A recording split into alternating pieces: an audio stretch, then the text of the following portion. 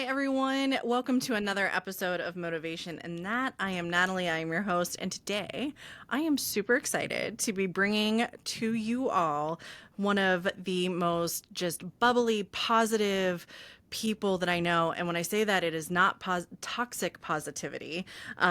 Bridge is realistically positive, and I love that about her. I can't wait for you guys to get a chance to meet her and to really get into, I think, what ended up being perfect timing when we ended up recording for this, because Bridge and I are both going through massive career changes right now, where it is not necessarily that we're switching into totally new careers, but we are shifting out of a corporate mindset into a how do we do this for ourselves. And as you've heard on many of the other episodes, we are mental health advocates across the board. And so one of the things we're going to touch on today is anxiety, self-doubt, stress. How do you manage all of that as we go? So before we kind of fully open up the topic driver of today and the full set of things we're going to talk about, I want to give Bridge a chance to just introduce herself to everyone. I love doing this because I often will learn something new about my guest in the process, and then we'll tell you how we kind of met and got to know each other. But Bridge, who are you? Who is Bridget? Hi, Natalie. Thank you again for having me. I'm excited to be here today. I'm Bridge. Full name's Bridget. I just usually find that people can spell Bridge. My name is spelled like a little bit of a funky way. And I am a social media manager. I just started my own social media agency this year after almost 7 years of working in like startups in a more corporate environment. Married, living in Wisconsin with my 2 dogs, 3 cats, basically a little hobby farm. But excited that I am now, I guess, like out on my own, being able to build my own community and own connections, and be able to dive in a little bit more about what that journey's been like for me. Awesome. And you're going to hear a lot about Bridge the Gap social media marketing, which is Bridget's company. And if you are someone that is so incredibly intimidated by social media, which is me, a lot of my friends, this is, I think, a chance to know what resources are out there for you too. So it's not just about our experience with the career transitions, but also that idea of trusting yourself and then trusting other people when you are not the expert to help you, because we cannot be Yes. the experts in everything. But with that, Bridge and I, we've met, gosh, how many years has it been? Five, I six? think almost 5 or 6, which is Yeah, crazy. It doesn't feel that long. time flies. And like some of my other guests, we actually met through kind of this influencing life where we were both ambassadors and then spokesmodels for a clothing brand. You've heard me kind of reference to it in other episodes that I've done with some other guests. And I think that that was a bonding experience for us in a lot of ways to know what we do and don't want out of a company. We've both since left that company and we've been vocal about it. And I think that's also one of the things that helped us find our voice a little bit.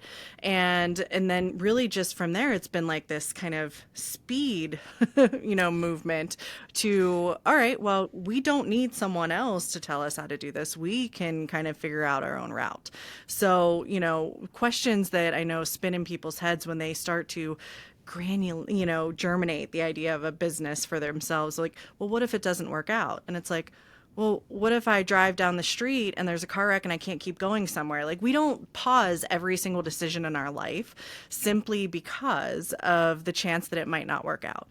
Even when there's been failures. I mean, how many first dates have we all been on in our life? And we still go on the first date again. And eventually they get to a point where you got a ring on your finger for some of Yeah. us.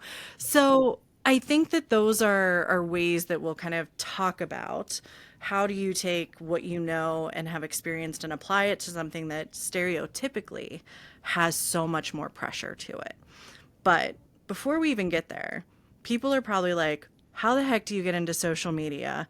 And I love your story. So can you please tell us that 10 years ago, what were you doing? And where was social Oh, media in your world? I definitely don't have like a traditional marketing path whatsoever. I 10 years ago graduated, was almost graduating, like maybe my junior year of college, but was in college for biochemistry. Was planning on taking a gap year, doing the Peace Corps, and then going into medical school. But life had other plans. I met my husband like right after graduating, and I had been on the fence about whether or not I really wanted to do med school. I had applications that I had submitted, and I had gotten interview opportunities back, and I just didn't have really an ounce of excitement in me. So I took that as a sign that I was like, okay, I need to take a gap year, go into the Peace Corps. And then I met my husband, who got me into working out. And I started also working out with my sister, who we found this online workout program that had like affordable daily workouts. And we really connected with a lot of the women in the community. And then that snowballed into helping with their Facebook community. And I think my sister and I have always been the type of people that are like in different community groups. We've been in a whole bunch of different clubs. Like, if there was something I could join in high school, like I really enjoyed being involved. So I feel like that aspect of social media has really drawn me in always. And then after we were in the Facebook community, I really was able to kind of step into a role where we are on more of the social media strategy type of thing. Like, how do you grow community? Like, if it's this small, intimate group and you're trying to attract a really large amount of people, how do you make people still feel the same that are coming in as it continues to grow? And I loved that I was finally able to use like the analytical side that I really enjoyed of like, oh, what does this data mean? Like, what posts are doing well? Like, what trends are we seeing? Like, that side, but then also like I can create stupid SpongeBob memes that make the community feel great, or have these niche references that have inside jokes. Like, it really married my interests well, and I really enjoyed just like the creative freedom side of it. So I had the opportunity to grow within a startup that was then sold to a larger company that managed a whole bunch of apps. So that was a really interesting opportunity for me, because I was then able to see how my skill sets translated to other areas. Because I think that's also a really difficult part of social media is like, yes, you have this group, but there's so many like references and almost like code switching that happens when you go from like, I don't know, like the F1 racing side of Instagram to the fitness side of Instagram to the cat lover side. Like, there's just different vibes to it, and I think that part's really interesting too, because you really have to curate your voice. And then really in the last year, I started to notice with how much I've been traveling and how much I was online, how little time I was spending in communities like where I lived, and that really stuck with me. I was like, whoa, like I'm really excelling at growing communities online for other brands, and I'm enjoying being a part of those spaces, but I was really craving in-person community, in-person connection, because I loved how I felt when I would show up on content shoots and was able to network and connect. It's like, okay, I think this is a sign that I should do this closer to home. So I started out small. I put like feelers out, and I started doing like odd jobs for family friends and friends of friends, and that snowballed into me getting my first like bigger client who helped me get all my systems set up and really kind of gain the confidence of like, okay, I can actually scale this, and this is something that is not only fulfilling to me, but is helpful to the community and is also filling my buckets, which sounds like a dream scenario, and it's so different than what I would have envisioned for myself. But I think that you have to do the scary things in life that get you in the rooms with the people that you want to be in, because I think that was the other big moment where I was like, whoa, I need to have other role models. Like, I want to be connecting with people. Like, I want to be in a space where I can flourish, but I can also learn from other people. And I think working online in a remote environment had gotten tough for me, because yes, you have Zoom, you have the ability to connect over Slack, but it is different, especially if that's your every day and you don't have like a hybrid environment, or you don't have other coworkers close to you. That was a very long-winded way of kind of explaining my wacky career path. No, No, I love it though, because one of the things I want to pull out of that and just pull that thread a little more is the component of the locality piece. So when we think marketing, social media, we're often thinking of lifestyle influencers, travel influencers, fashion influencers, and fitness who have millions of followers, right? Hmm. And they're with 10 different brands and they're pushing things all the time. And it's like, okay, like the Amazon unboxing videos all the Yes. time. And it's like, okay, well, what do you do with the 95,000 things you buy? But what I find, and, age wise, we're about 10 years apart, but, I'm just turned 40. I'm more now following local businesses Hmm. and like, okay, where's your Instagram account? Because I want to see what you've got up if I'm going to walk down the street and check out Yep. what you're doing this weekend. So it turns into almost like a news feed for some of those local sides. And they're not worried about a million followers because honestly, from a business standpoint, shipping things, is its own Yep. headache and trying to do all that. But if you're really relying on that community to try to build, then it's a much smaller and much different approach. So I think and I love this coming up in other places too, where it seems like there's a whole generation of people that are almost bucking the idea of more is better and Hmm. instead embracing the idea of it's my village and I want to have the best village possible and work with the people that are there and that know it and know me.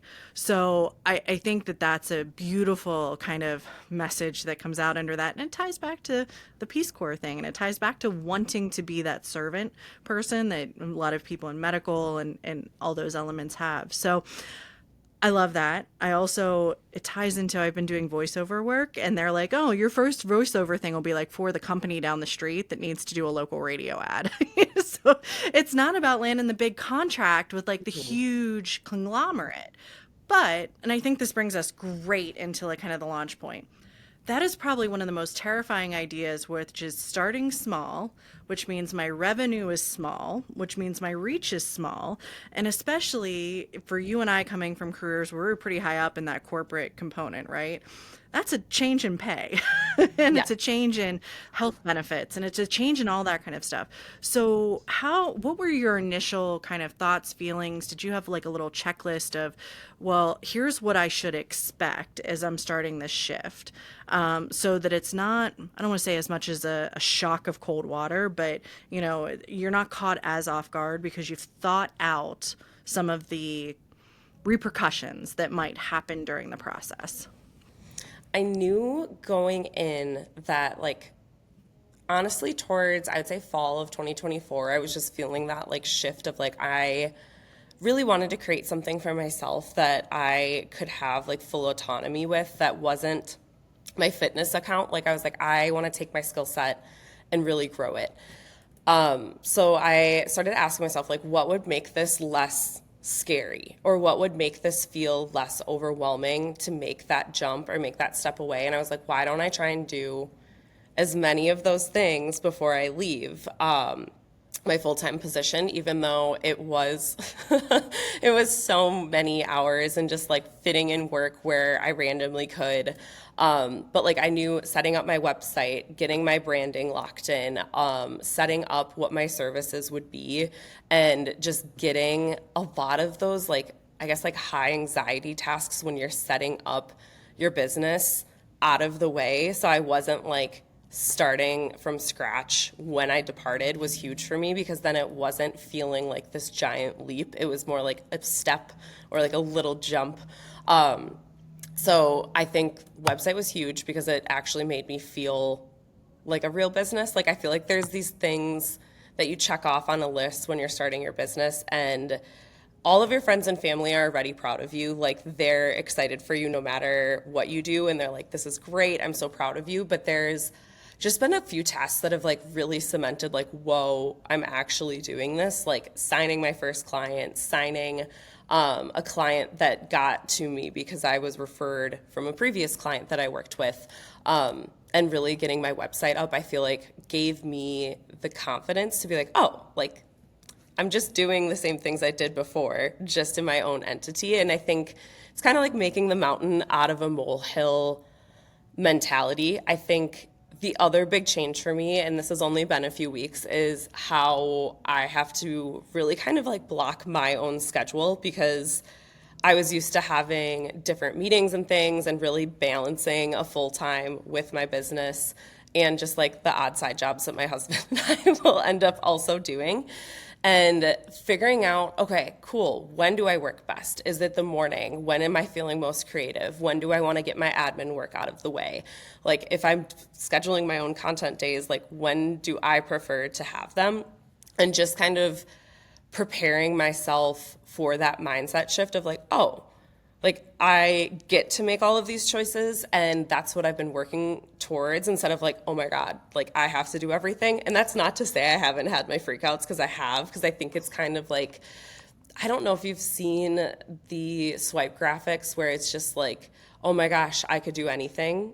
But then it's, oh my gosh, I could do anything. And just really how your mindset is and how defined your goals are. I would say that's the last thing I want to like add to this is like I have a very specific list of things that I want to accomplish in my first year, and even if I don't get there, like I'm able to measure how close I got or like assess. I think that's a really difficult one if you're just starting off on your own because it's not like you have somebody that can come in and like audit you. Like you could pay somebody to do that, but there's so many expenses when you're starting your business up that you're trying to do as much as you can on your own. So for me, being very specific with what my expectations are, understanding and like saving money so that I can scale and I don't have to make decisions out of like fear for like slashing my prices or running sales, and being able to really market my expertise.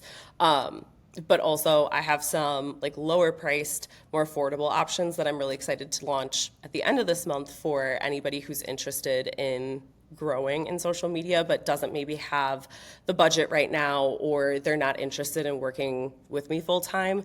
They can work with me in that capacity. So I'm trying to like think long term. Like this is just my first year. Like there's going to be squeaky wheels, but I also have checked a lot of boxes that I should be proud of too. So there are so many things that I want to go back and kind of then dive a little bit further into, and I'm going to try to remember them all as we go. But the very first being kind of that checklist, I can say that, so I started up my LLC 2.5 years ago, 3 years ago. It sat there. I paid an attorney to get everything going for me because I was like, good investment. I don't know what I'm doing. I don't have time. However, even after that, I had no clue state requirements of everything I had to do every single year. Quarterly taxes, annual taxes. What do you do if you had no income that year? Bookkeeping? Holy cow. Scariest thing in the world to do bookkeeping of all stuff. And you, again, it's like every little thing kind of nickels and dimes, right? So it's a decision of what are you going to do for yourself? What are you going to source out? What do you buy an application to do for you based on what your needs are at that time? And there's so many things out there that it's also a little intimidating of fear of, am I going to get taken advantage of? So I'm going to join this thing for 3 months. And then, what happens if I don't like it? And then I got to shift all my bookkeeping records somewhere else. Or like the newest one was, oh, I needed terms and conditions on the website Yep. because I was doing that for a nonprofit and they didn't have it, and we weren't getting approved for like payments for donations online because there wasn't terms and conditions. And I'm like, where do you find that? Now, this is the one time I will be a proponent for ChatGPT till the end of the world. It at least gives you a starting point. Yes. Hey, I write think me a that's a baseline really good, contract. like the amount of times that I think you just have to be okay with being like, I don't know. And that doesn't make me stupid. It just means you haven't done it before. Like that's Mm-hmm. such an important mindset. And I think it doesn't even matter if you're starting your own business. Like it applies literally to anything like that you haven't done. Like just do it, try it. You're probably not going to be good at it the first time. And if you don't know what something is, that's literally the point of learning. Like it's not bad to not know everything. It means that you're getting better. So I have to ask then, did you have any mentors, either in business or in marketing, that helped you along the way with any of that? So at least coming from a corporate healthcare environment, that stuff had been set up for so long that there wasn't a chance to orient or intern or learn on a startup side on my end. I don't know if maybe you had that with the first group, but like who were your support systems to help you find some of those answers along the way? Honestly, it was my sister and I. We're really big, like, figure it out people.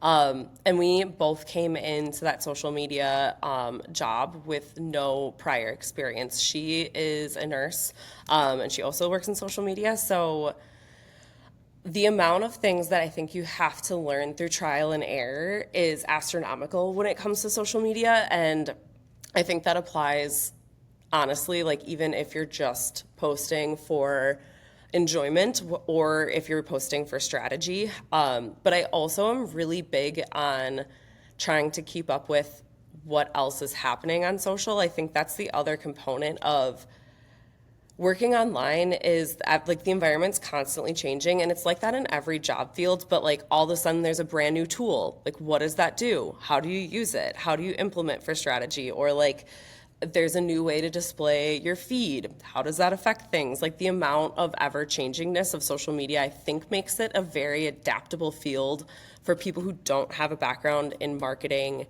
or social media to get started, because you have to be so willing to learn and adapt and be on the go. I also think social media management or like strategy is one of those fields that the more I've been connecting with other social media managers and agencies, it's so interesting because there's different kind of like subset specialties in there. And sometimes it's like, oh, you have somebody who's amazing at graphic creation and they can make websites and they also can do community management, but they maybe don't do content creation. Like maybe some people do the inverse of that, or they're really good at copywriting. Like a lot of them are powerhouses in like 2 to 3 different marketing specialties, because you kind of have to be to start out on your own, and then you scale a team and you start to get people to refer out. So I think that has made me crave local community more, which is also where I think I mentioned earlier, I was like, okay, I want to be in rooms of people that I can ask questions to and learn from. And when I was working in a corporate environment, there is such a big emphasis on numbers and sales and metrics that obviously those are so important if you're tracking like income and you have to get information back to shareholders, and like that's how businesses are run. But I feel like there is some element of creative freedom that gets lost when so much of it is emphasized on sales and cost, that's not always like, you don't come up with your best ideas because you're like, oh, here's a sale. Like you come up sometimes with your best creative ideas just because you have the time to give yourself to think and be creative and trial and error. And I think that's where I'm excited to grow in the next like couple of years. I'm trying to figure out if I want to like join like one of those like mentorship programs, or if I really just want to align with some people locally and be able to connect with them in person, because I'm just not sure if I'm like so burnt out from being so chronically online. Not that I'm not still, but like I was live, eat, breathe online for probably almost 8 years, and I still am, but now I just want more of a balance of like in-person content creation and networking. Well, and I think, and I was going to actually ask, what all is social media versus what is marketing? So, we definitely, I think social media, everyone jumps to TikTok, Instagram, Facebook, YouTube, LinkedIn potentially, but there's so much more to marketing than that. Like my favorite thing is making little stuff for the local nonprofit that we hand out, like when people come around, or I did their letterhead the other day and I played around with like 15 versions of it, So what are those? Because I think there's been such a, I don't want to say stigma, but that's basically what it is, that's been put on this idea of social media. And there's so much more to marketing than that. Yep. You mentioned copywriting, another one where you can have an amazing writer, and I don't think we ever comprehend, well, what actually works for the different environments, and how does it format? But what are some of those elements to think about, especially in your industry? I think that's where I actually was excited to step out on my own, because I was wearing so many hats all the time, and I got to be like, okay, what hats don't I want to wear anymore, and do I want to have a person to be able to outsource to? And I think knowing what your strengths are and knowing what your weaknesses are, but also in that knowing which weaknesses you want to improve on because it's enjoyable, or something that you know will be really beneficial for you to do. Or there's those tasks where you're just like, I don't like this at all, like bookkeeping, or for me, like building out my website. Like I was like, I don't want to learn that. That's never something I want to offer to anybody else because it just stresses me out and it's not my domain. I think the other hard part is I don't know that even corporate America has a good definition on what is the difference between social media and where does marketing factor in. Like if you look at some smaller teams, like the social media is the marketing department. They'll get marketing ideas from other people, but at the end of the day, if you are only really running promos online, and yes, maybe you have some emails connected, you really are kind of like a marketing department within a social media experience. Because if you're setting up campaigns, if you're setting up like many chat automations to help run sales, if you are going through all of these different hoops, you're kind of like pulling all of these different elements, like, oh, here's a little bit of copywriting, here's some like product manager role, here is like SEO optimization, and then all of a sudden you add in, oh, I want to run ads. Like, how do you optimize for a local market? How much money? Like, what does it look like to have a good return on investment with an ad? Like, I don't think that people know the amount that it can scale to. And also, I think it all has developed so quickly that the lines really are blurry. And to be a brand or really like successful creator, like you do need some level of a social media presence these days. And I think it kind of has replaced the website. Like I feel like before social media really exploded, to be legitimate, you needed some sort of a website for people to go and check you out. And I think it's actually the opposite now. Like people will hear about something and they'll check your social media and they'll see, oh, like how are they interacting with customers? Like when have they posted last? Like, and if they haven't posted in 3 months, you're like, is this company in business even? And it's kind of like your first impression of your brand or your business, which I think is kind of both. Like I think social media has replaced marketing, but it kind of is marketing in some teams. And then you get to a larger company where you have a bunch of different social media managers that are all working under like a marketing team.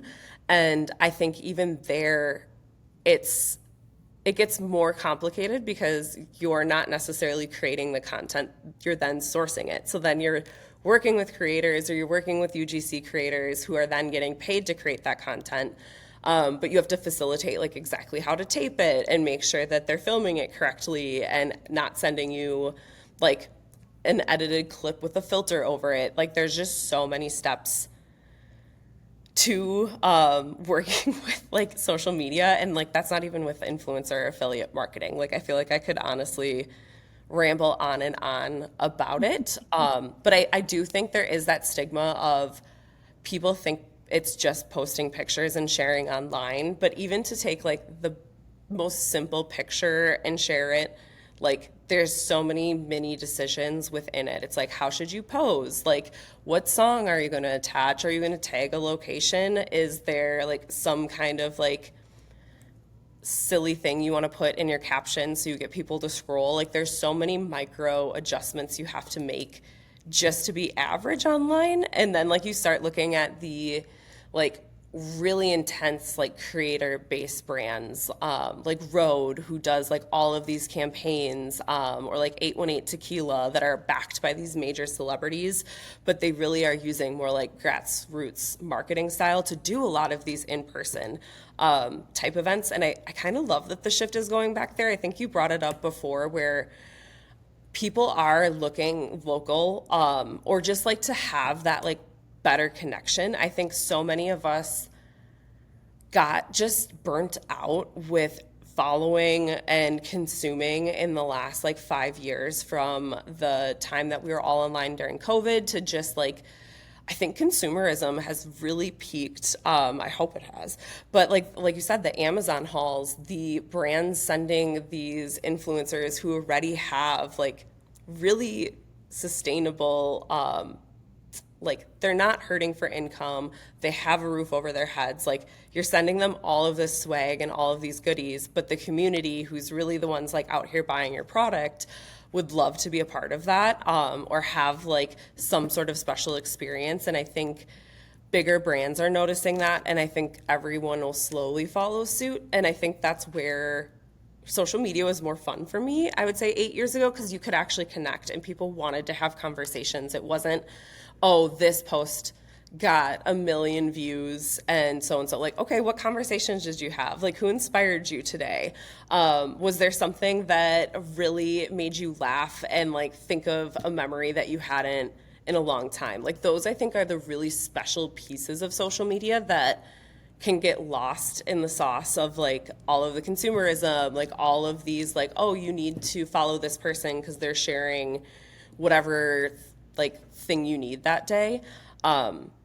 There's always going to be more. But if you look at social media from how can I connect more, how can I get more inspired, I think that's where it shifts and it gets more purposeful, and also it doesn't feel as doom scrolly anymore. So I know in that like some of the things you've mentioned get me thinking about what's your brand or what's the brands that draw you in. And something I've struggled with even on this podcast is what the heck are my cover pages going to look like for every episode? Are they going to be consistent or not?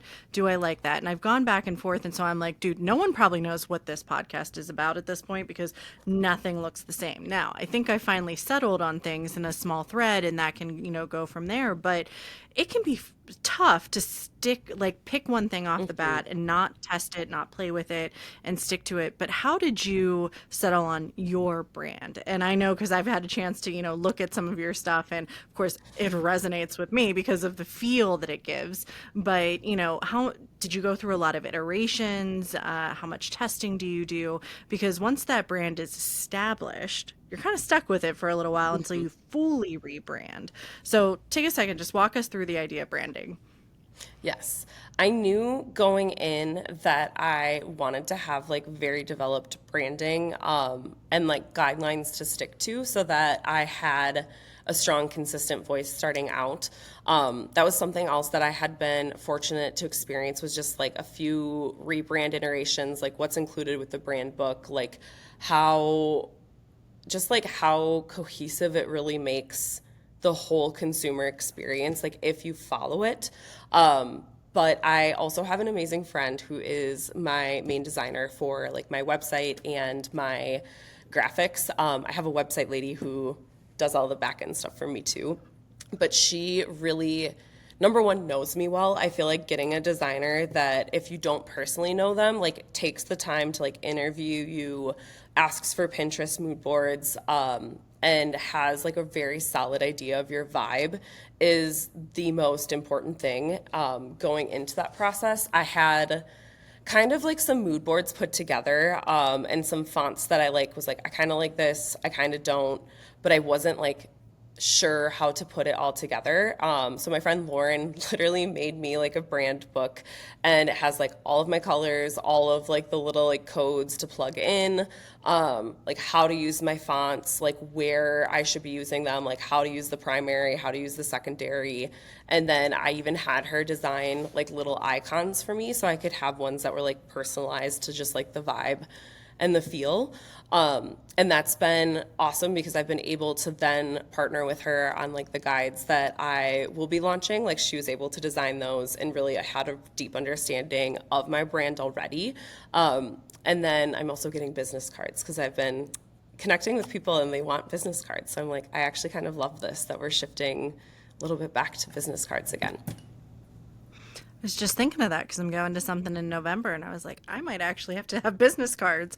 Yes. But, even coming down to how do you describe what you do on that card quickly, or is that something that in the mesh of the modern day is a QR code? It's like your name, your company, and here's where you can find more. So I think and I love always the pendulum swing. We go fully one way, it's fully paperless. And like I'm sitting here and all my voiceover work, I print out now and I have it physically in front of me because I want to touch something something and not be clicking everywhere. So it's that kind of middle ground. And I think when you're 10, 15 years into your industry or your practice is when you really start to find that niche for yourself. Now, all of this stuff that we have talked about has probably created some anxiety in folks because it's a lot, right? It is a dump. It's like, oh, where do I even start with that? I have a 40-hour-a-week job. I have things like that. So you mentioned your sister. I know Kyle, probably one of my favorite partners or husbands for, a friend that I've ever seen. He is a just gem of a human, always down for your kind of crazy ideas or his crazy ideas even, I'm sure. But how important has it been to have even just a couple people at a minimum be along for the ride when those moments of anxiety or am I doing the right thing? Am I in over my head? When that little voice starts to kick up that we all have. I think it's so important. And I think that's where, if you have those specific goals and you can share them with your circle, like they're not going to like be like, oh, you can't do that. They're only going to check in with you and they're going to ask like, hey, how is this going with this project? Or it gives them the ability to support you in a way that they want to anyways. Like, I think that was a big mindset shift for me, was like, I didn't want to come off as a burden by asking for help or being like, Kyle, I can't make dinner tonight because I need to get all of this other stuff done after I just finished doing my work for the day, or whatever it is. Like, knowing that there's always give and take in relationships. And I think that's also made me be a better and present friend and like sister and wife this year, because I've gotten so much support that I want to be able to give that back. That when I have the opportunity, like I want to check in with my friends, like I want to go hang out and or touch base or send them a silly gift that makes them like know that I was thinking of them. Because I think you can't do it all on your own. I think you can have a really, really strong concept, but it's so overwhelming and daunting, and you're going to be the one that comes up with all of these worst case scenarios. So you need the people that talk you off of the ledge and knowing where you're going, and also have a sense of like what you've accomplished so far to like help reel you back in. I think that's been huge for me. Like just knowing like, okay, number one, it's only August, and look at all of the things that I've accomplished that like I've never done before in my life this year.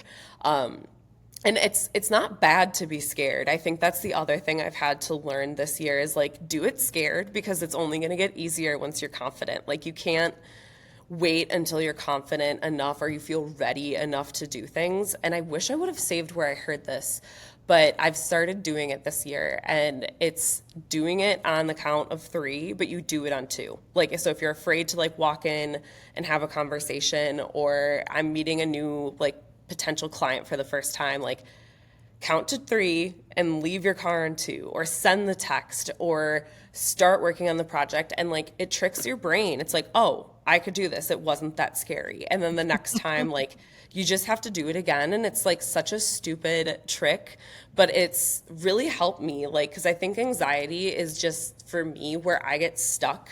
And I feel like I'm like, if I move forward, all of these bad things could possibly happen. But if I just keep taking small steps towards where I'm going, I think it feels so much less daunting. In general, I think anxiety as a business owner is a good thing, because it means that you care about what you're creating and that you want more for it. But also, you need to like have the reality check of like, I'm doing this so I can create a healthy balance, so I can create a community around me, so I can have that time with like myself even. And I think knowing that I have helped my clients, like for example, one of my clients yesterday, like I run her socials. So we touched base while she was driving up to the amusement park to spend a summer day with her daughters.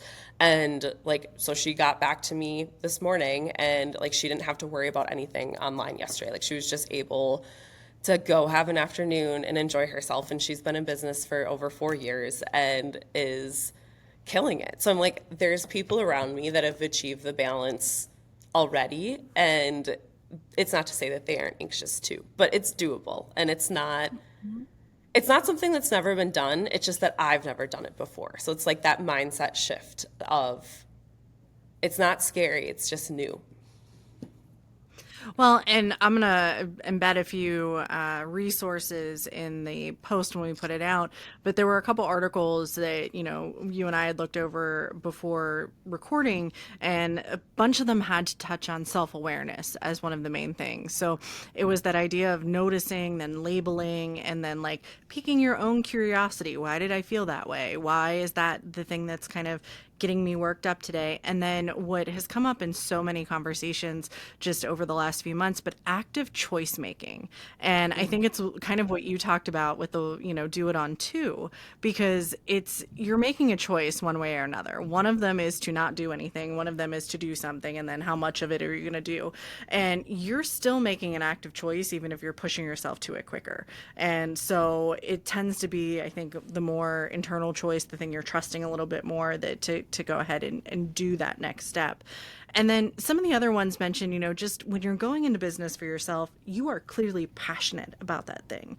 And so it's really easy to burn out. So even, how many times do people say, I work 40 hours a week, I'm going to be done, I'm going to try to be done, you don't pay me to do extra or any.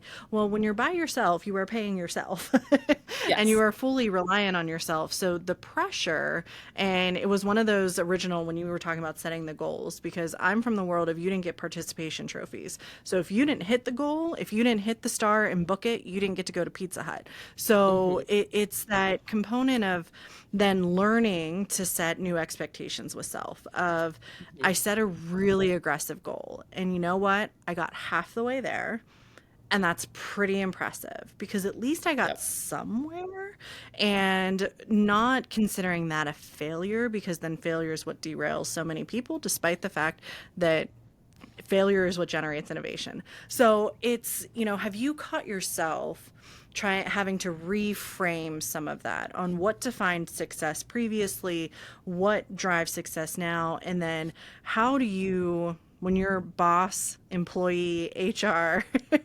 everything, give yourself the credit to have realistic expectations of what's possible? I love that.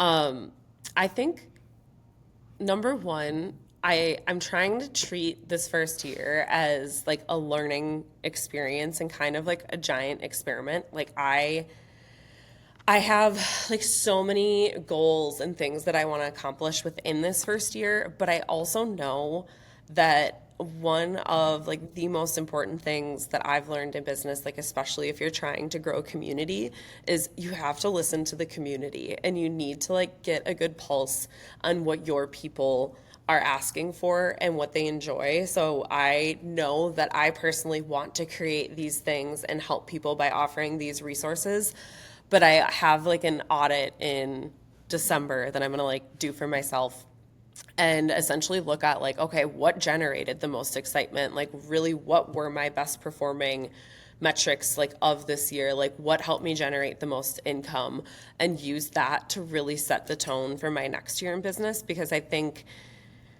it's so easy to get caught up and like blinders on of like, this is what I'm doing, this is what I'm creating, it needs to come to life. And I think I made myself do that to get my services up, to get like my website up, get my products like ready to launch. But really I want like this last chunk of the year for me to still be creating, but really get a good grasp on how my community and how my clients feel best served so that I can adapt to that. Because I think there's always clues, like, and it's not something where you're like, you need to just make it up out of thin air unless you're just starting out. I think that's the scariest part, is like, it's not real until it's there. And then once it's real, it's like, oh, you need this like edit, or like you need to get like a little bit of this changed, or like it's a car and you're slowly restoring it part by part, versus I need to buy an entire car is just such a less I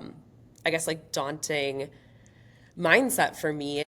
Bridge, I know we were, getting into that component again, back to like kind of that local feel, that engagement, that, piece of giving yourself the grace that you need when you're doing something. And understanding, I think for me, what I was thinking when you were talking about that is that my neighbors don't care how many views I get. They Yep. care, did I find something locally that they'd really like to see, and have I shared it, and are we doing, a fundraiser for something? So just hop back in wherever you can remember being at. Go Yes. from And I think I've noticed, and like I said, this has not been long for me to be completely on my own. Just the shift of like knowing that I'm serving a local environment, or just like it's such a different headspace than like, okay, like this account has hundreds of thousands of followers, or this is just like, there's just such different metrics to chase. And I think knowing that 10 sales to a small business is like everything, and putting the food on a table for a family. And for a big brand, like 10 sales is not really anything to even blink an eye at, has been one of the most rewarding like shifts, where it's like, cool, like my post that I made helped my client get new people walk through her doors today. And obviously that was always happening with my previous job. Like people were downloading or purchasing or like doing whatever the calls to action were.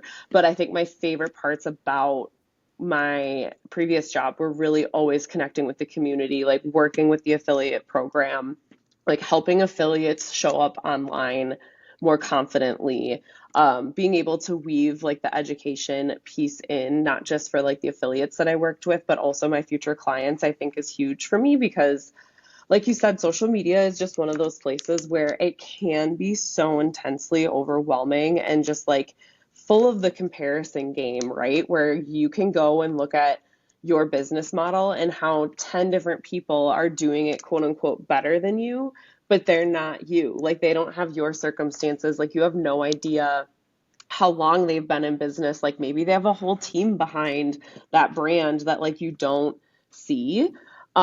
So like you can't compare yourself to what you see online. And I know that's like the most cliche thing, but I think the more you can remove yourself from comparing and instead use social media as like a vessel for connection and inspiration, that's where the good stuff comes. And that's where I've made some of my best like friends, honestly, from really cool connections online. Like I probably have like a great group of like over 10 girls in my life that I met strictly from online conversations. Like maybe it's that we all have a good sense of dark humor. I find that to be a common thread with a lot of my friends. But I do also feel like there's some like vulnerability or like genuine energy that comes out when you really connect with people online and you're posting for the purpose of like connection, um, instead of like likes or virality. And I love that. And that takes kind of the last like main chapter point, as I like to put in our outlines, which is the noise. And we have a lot of noise in life right now. We are in the midst of a very heavy political climate, a very heavy societal climate, global even component that comes in. And I know one of the major things that, there's a lot of criticism of sometimes is, well, and it's funny, right? Because we tell a lot of people to stay out of politics when it's election time, but then we yell at people for not telling us what their stance is on things, or being very clear that you're right or left or blue or red or pro or anti. And so are there, and this is my only free tip I'll ask of you as we kind of go, but what are some of the things for people who maybe aren't, I don't want to say not comfortable, but they're not in this to take a hard stance and make social change. Hmm. They may honestly be in a different area, a different space, and that's okay. So, how do you protect your peace during times of pressure and noise? And, you know, is there, if you do feel passionate about something, if something does occur and you're like, no, I need to speak up, are Hmm. there any kind of tips for making sure that meshes, or almost a disclaimer like, Yes. I hey, think I think there's so many ways to like show up online and like show your support or like share causes, but I think The most underrated is like honestly just talking on your stories or like just sharing a blurb about like really what you're thinking about right now. Like obviously there's times when certain graphics go viral and like everyone wants to share them to their story to show that like they back that idea or like they support X, Y, and Z.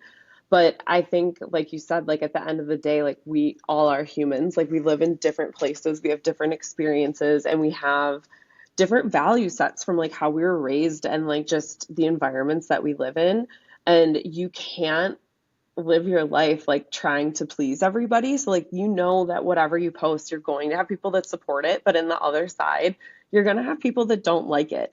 And I have friends that I don't agree with on a lot of things, and I don't feel like it's my personal mission on this earth to convince them to believe what I believe, but I don't feel like that stops me from sharing my convictions. And I think that's where it's gotten to be really scary for some people, like quote unquote, to share what their beliefs are because they're afraid of being attacked.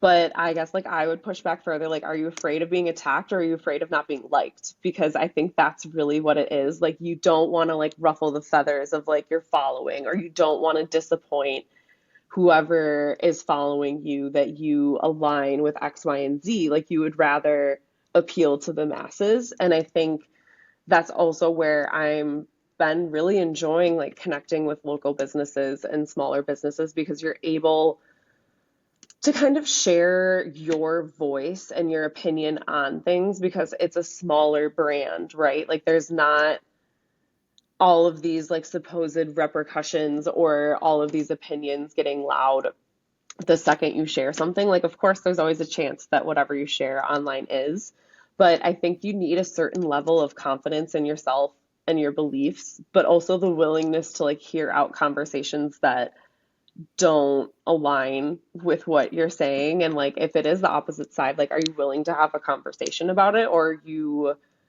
just going to shut anything down? And then on like the energy side of things, like I always tell people like there's nothing wrong with muting accounts or blocking accounts that aren't filling or adding anything to your life anymore. Like if you're only going to a person's page to like check up on how they're doing and like see whatever because you don't actually like that person, I don't think that's something you need to like add into your day-to-day life. Like there's already so much to consume and so much to focus on that if you can fill your feed with people that you care about and want to support, like you're only going to have a better experience for that. What I was talking with Kara about, and Kara's episode will release before this one, but the idea that there's still a person behind Hmm. that account and that thing, and there's still a level of respect. Yes, they're in an industry that kind of garners a lot of attention, but there's still a person. And I love, I always reiterate what you did, which is the unfollow button is there. And Hmm. there's probably no one out there that has such unique and important information that your life will be damaged if you unfollow them. Yep. That is still somewhere in today's day and age that we can get to. And if you feel as if you no longer can respect that individual, I'm going to tell you right now, letting them know how much you hate them or dislike what they're doing or dislike what they're saying, most are going to be like, great, bye, see your way out, click. Hmm. Like, you're not impacting their life in a lot of ways.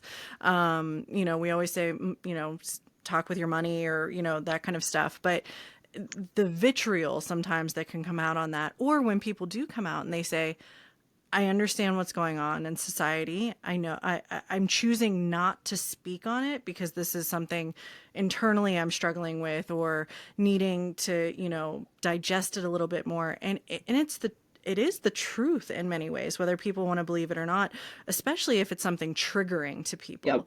The first thing we may not want to do is come out and be like, oh, in a certain way, because you're dealing with your own internal, like, you know, Yes. thing that it's like, well, I'm sick over this. I don't want to talk about it. I want to be able to internalize and manage what I need to manage. So I think the dependence that people have created on being validated by Hmm. individuals they follow, thinking, feeling the same way, is something we are going to have to start shifting our way out of. Now, whether that's future generations that are going to be able to do that, because, no offense to any Gen Alphas on here, but, well, I just don't care what you think, or I don't, I'm going to do my own thing. I think that's a push that also takes us back to that pendulum coming to the middle. Hmm. It creates this, you have a closer village of individuals that can provide you that respect, that understand you are not your business, whether or not you are the owner, founder, whatever it is. There is a day-to-day business and there is a person associated. And Hmm. they overlap, they're a Venn diagram, but they are not just all in one. I play a stupid Yes. game on my phone at the end of the day. That has nothing to do with the business that I want to run. It's that, Yes. And so. I think the more like if you're a creator that then has like businesses that stem from you, like that's the tricky part, right? Because like you want to be able to speak what you say, but now what you say can possibly impact all of these other companies, all of these other families. Like there's just so many levels to it. And I think that's the part that honestly, I would say the majority doesn't realize like why a lot of these bigger accounts can't speak as candidly as they would like. Like they're either in some sort of a contract where they have certain language that they're allowed to use. They have like all of these people depending on them. Or also like there is the fear of being canceled. Like being canceled online is a very real and scary thing for anyone whose like livelihood is attached to online income streams and like you don't have like a traditional 9 to 5 anymore.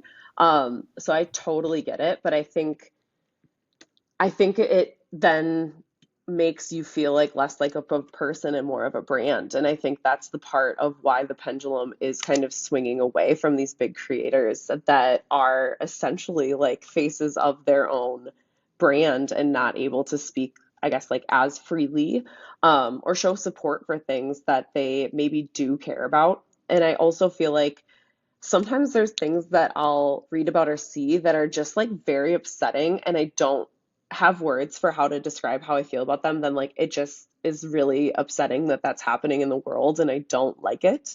Um, but does that mean that you need to share it to your feed to show that you feel that way? Like I think that's an element that I don't love about social media is like if you don't post it online, it doesn't exist. But I would argue the opposite. Like if you don't do it in real life, if you're not supporting, if you're not calling legislators about things you care about, who cares if you share a graphic online? Like, cool, maybe somebody read it and felt moved. But I do feel like the moves you make in real life create the largest ripple effects. Like online, yes, there's a digital footprint, but everyone's so loud online and trying to go me, look at all of my content. But when you're in the real world, like you have the ability to connect with people and have deeper conversations and be able to read body language and understand. Like, I think the lack of tone online, like when you're just reading words, like your own mood influences how you consume what you're consuming. Like if you're reading something and you're in a horrible mood, you're like, oh, of course she got sent this swag bag by this brand, like must be nice. But if you're in a great mood, just had your cup of coffee, like, wow, like good for her. Like that looks so cute on her. And I think it does take that level of self-awareness of like, whoa, I've been online too much, or like, whoa, I'm not in a good mood. Like I need to go move, or I need to go read for a little bit, like whatever that thing is. I don't think being online more is ever going to make you feel better. I think it's a great tool for connection. I think it's amazing to express your creativity. But I think in general, when you're not feeling good or you're feeling like a lot of negative feelings or really triggered by what you're seeing, like replying to somebody's comment or fishing for tea, like none of that's going to bring you peace. Like it's not going to make you feel better. And it's also not helping you build your village in real life. Like I think you can have these connections, but like if you're bonding always over like trolling, like that's just not a good, healthy like mindset space to be. That's not to say you can't commiserate with your friends. Like I think there's levels to it, But there are just, I think, people that really get fueled by being negative online. And that's a really tough element because, like, you meet those people in real life, but they're not out in public as often. Um, so or if you do, you just walk away. Like, and that's what you have to be able to do from your phone too. Yeah, and I think, it goes back to what I mentioned at the very beginning, introducing you. It's this idea of this toxic positivity and only showing the highlight reels, or getting mad at someone because they don't like the way that your stance. And I hate to say that just perpetuates this idea of the online trolling. It's like you troll the trolls and back and forth and everything. There's one piece of defending yourself and standing up for yourself, fully fine. But if you're still posting reels 10 days down the road on the same comment, it might be a question of how that's affecting you, and maybe it's some internal reflection. But that's the beauty, I think, of you and some other folks that are out there and have a presence of, it's also the bad days. It's also the, yeah, I cried before I walked into the gym today, or my hair was horrible and I felt like the whole shoot wasn't going to happen the way it needed to, and that's just real life. I mean, that's Hmm. what we experience.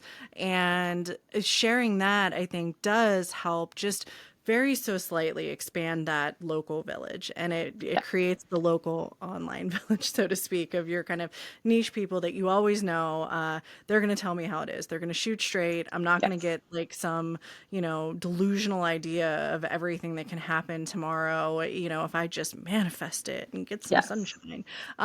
So I think just really, really appreciative of that realistic look into things, and the idea that jumping into the deep end is super, super scary. And I heard it before with someone else, living in the uncomfortable. I'm hearing it from you of, you've just got to understand it's not all going to be perfect. You're going to have bumps, but there's still wins to highlight Hmm. and to embrace along the way, and to not minimize them. And I think we do that a lot. We go, oh, yeah, I signed 4 clients, but I needed 10. And it's like, well, you signed 4. And if they talk to each other, that can turn into 10 in a few Yes. months. Like, give it time, let it develop. It's like a good super stew, right? It's got, I say that because you're Yes. the cook. You got to let it simmer for a little bit and get in place. But it's So, also just like the like knowing if you have 10 people liking your post, what if 10 people came up to you and told you that they were proud of what you were doing? Like I think like there's also that like we get desensitized if it's not like this huge amount, but like having people in your corner that support you day in and day out, I think is going to get you much farther in business and life than masses of people following you, but not necessarily having those genuine conversations, not sharing like each other's goals and aspirations, because then you're really able to help like hold each other accountable, but you're able to grow together. And I think those have been honestly some of my favorite relationships to experience like in my 20s and like now in my 30s, like even like example like you and I, like we've been through different seasons of life, but we really are still the same people. We're just learning new lessons and being able to pivot. And I think that's so impressive. Like, obviously, I think it's really impressive if you can hold like one job for a very, very long time. But being able to pivot and move in situations you haven't been in, I think does take just like a certain level of bravery and confidence in yourself that it's going to work out because you are going to find a way to make it work out. So, Rich, as we wrap up our conversation today, I'm going to have you back because we have, I think, a much deeper discussion on personal things we can touch on. We've both lost a parent when we were very young. I know it's really impacted who we are as people and kind of how we approach certain things or responding to certain things. So, I weirdly look forward to that, but I think The dark humor.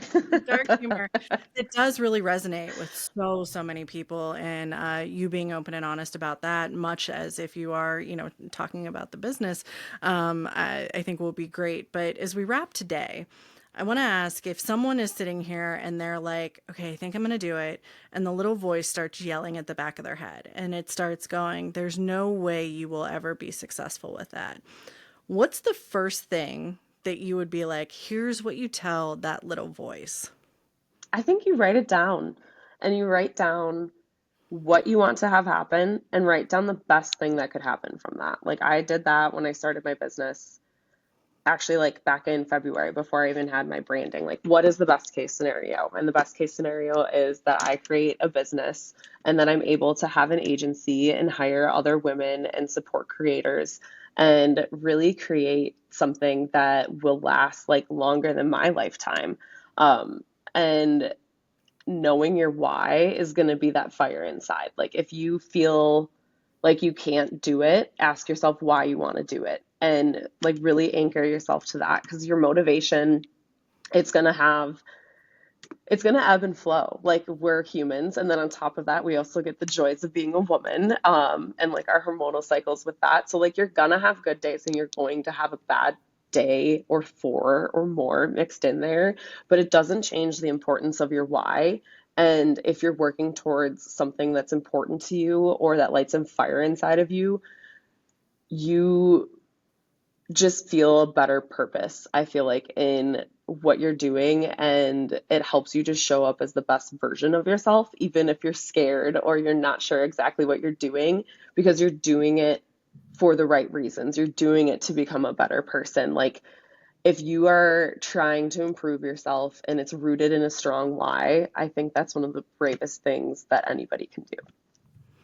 And then one kind of interim question, then we're going to close out with something a little more fun. But what if it doesn't work out for any of us? What if it wasn't supposed to work out? Like I think we're always Chills.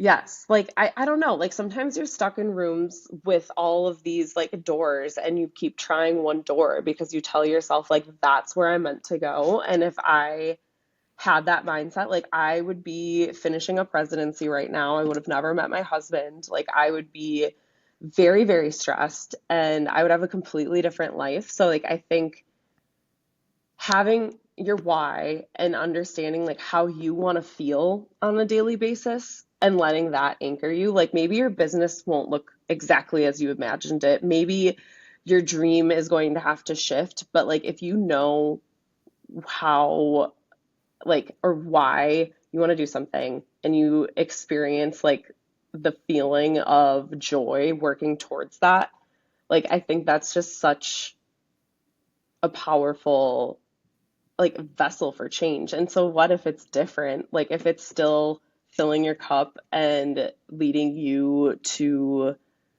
the like better version and like you have a better balance in life, like that's honestly I think like the best case scenario is life pivoting for you and showing you what else you can do. I love it. So thank you. That's definitely going to be a highlight clip as we put this out there. That was fantastic. And very last thing is what can we expect from Bridge the Gap social media coming next? And where can people find out more information about potentially working with you or, purchasing one of the services that you have? Because you're going to have like self-guided things too. So, where can we find you? Yes, so you can find me on socials, Bridge the Gap Social, and then my website is bridgethegapsocialmedia.com. I'm really excited. I've been working on putting together some like self-led guides. So I have three different levels for anybody who's looking to grow or just gain more confidence online. It starts out with Social Media 101, where I walk you through kind of like all the different elements of what you can expect, what you need to get started. And then the bigger sister of that is B-roll bestie. And that one kind of gets you set up to have an evergreen content library, how to record, how to feel a little bit more confident on camera. And then the final guide is 90-minute content magic, and it helps people be able to plan and execute content days in shorter amounts of time. So you're not spending days editing or filming something for it to only be like a couple seconds long.